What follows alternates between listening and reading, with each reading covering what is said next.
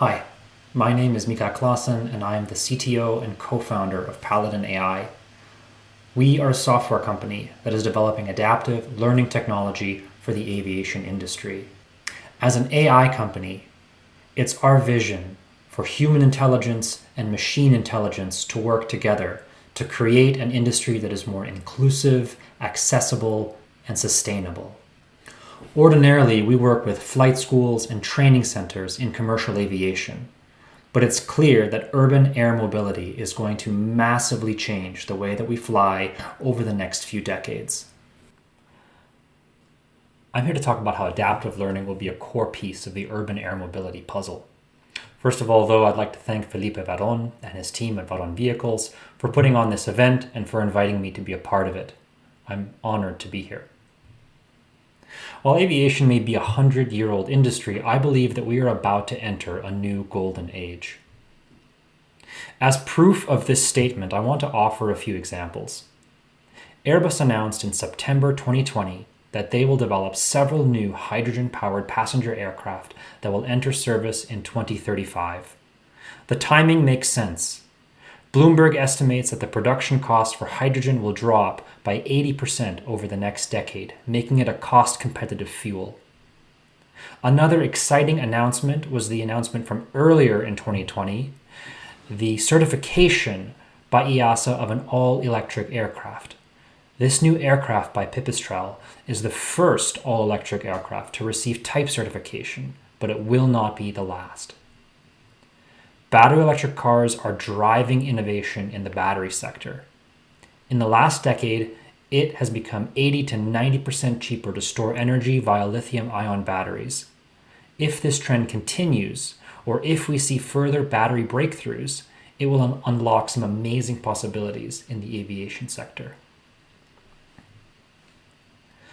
The pace of technological innovation is accelerating, and these forces are shaping the future of aviation. Exponential technologies like cloud computing, additive manufacturing, digitization, and artificial intelligence are converging to create entirely new aircraft, even new categories of aircraft.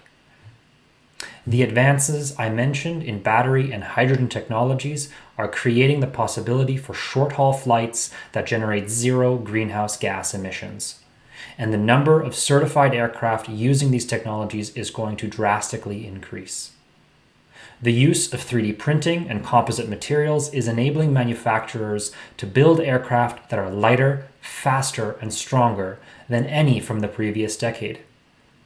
Among other things, these technologies will also enable a return to supersonic commercial flight within the next decade, and they will also unlock all kinds of advanced air mobility for travel within and between dense urban centers throughout the world. This represents an entirely new mode of transportation. If there's any doubt, research conducted by various firms is forecasting a market for urban air mobility valued at several $billion by 2030, and a rapid growth rate once the remaining technological and regulatory hurdles are overcome. But it's 2020, and the world is still in the middle of a global pandemic that has hit the aviation industry extremely hard. Nevertheless, commercial aviation expects a return to 2019 passenger numbers within a few years. Prior to the pandemic, a massive pilot shortage hung over our industry, threatening safety. Despite the thousands of pilots furloughed during the pandemic, the industry is still projecting a need for 27,000 new pilots next year. I mentioned the pilot shortage in commercial aviation only to emphasize that supplying qualified pilots is a serious challenge. Urban air mobility will be faced with similar challenges when it is faced with training tens of thousands of new operators before the end of the decade.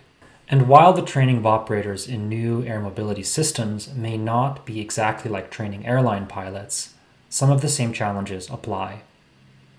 Currently, the cost of training is still high because it requires expensive devices, training aircraft, and certified flight instructors. Training is task-based, meaning that many hours are spent working through a complex curriculum that tries to cover all the different bases. Assessment is often subjective, depending on the instructor, and has a one-size-fits-all approach. However, we all come from different and diverse backgrounds, with different levels of educational attainment and life experience, different cultures, and different learning preferences. For the sake of our industry, we need to reduce the cost barriers that exclude many from a career in aviation. One viable pathway towards this is competency-based training, which has the potential to reduce pilot training costs by 50% or perhaps more. Best of all, when we leverage exponential technologies such as AI, we can make training more objective, more personal, and more inclusive. At Paladin AI, we envision a cloud-connected training center or flight school. There is a lot of training that can be done by a personalized e-learning so that pilots and operators can quickly acquire the baseline knowledge of aviation principles. Next, trainees can be given an immersive learning experience through technologies like virtual reality or augmented reality. The cost of these devices is falling rapidly and today cost about as much as a new mobile phone. A lot of training can be done on these devices. Finally, pilots or operators can graduate to learning on expensive simulators or actual aircraft. By working with regulators on an evidence-based training methodology, the number of hours spent on these training devices can be kept at a minimum, provided that we can ensure competency on lower-level training environments. This is where AI comes in. At Paladin AI, we've developed a new platform called InstructIQ. It's a central hub for the pilot's learning journey, from selection through type rating and on to recurrent training. Throughout this learning journey, our system's AI learns the pilot's strengths and weaknesses, not unlike how Spotify learns your musical likes and dislikes. Knowing this, we can train pilots faster by making training more personal. We also produce a better, safer pilot this way by catching weaknesses early. And finally, this approach makes aviation more accessible by reducing the cost to train a pilot. Under the hood, we use a host of different technologies because, as it turns out, there's no silver bullet to producing an expert pilot. I could delve into the various subsystems powering our competency inference engine, but I'd run out of time. If you're interested, I invite you to reach out. My email address will be on the final slide. At the core, though, is the automatic detection of performance norms based on empirical data collected from the training environment in real time. The instructor gets an intuitive dashboard that helps guide their assessment and place it firmly on an evidence basis. These features will also be crucial when the pilot trains on their own without an instructor nearby. Our tools will help thousands of pilots worldwide get a world-class education.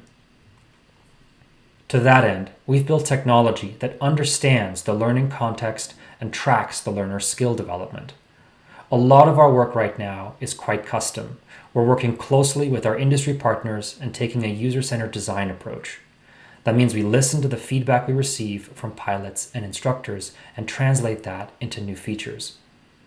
As much as possible, we take an evidence-based approach to the automated assessment algorithms built into our product. To go from evidence-based training to adaptive training means taking data from the learning or operational environment, extracting insights from that data to improve training, and thus deliver a better pilot or operator. What happens next for urban air mobility? We are seeing the birth of new technologies, a new market, new economic opportunities, and new careers. How can we make sure that tomorrow's UAM operators are well trained and that the industry is inclusive? First, let's use the lessons learned from a century of pilot training and design a training system for the 21st century. To do that, we need to embrace technology, including artificial intelligence, and all of the ways that it can serve us. At Paladin AI, we believe that AI will be core to implementing competency-based training, the right way, from the start. As we go about building the training centers that will deliver tomorrow's UAM operators, let's be inclusive of all the stakeholders. That includes regulators, the OEMs, flight schools and universities, startups, researchers, and the broader public. By working together, we will open up larger markets while making these new modes of transportation and career opportunities more inclusive. Our vision is a world where human and machine intelligence take flight together. Please feel free to reach out by email or find me on Twitter or LinkedIn. Thanks again to everyone who put together this event, and thank you for listening to my presentation.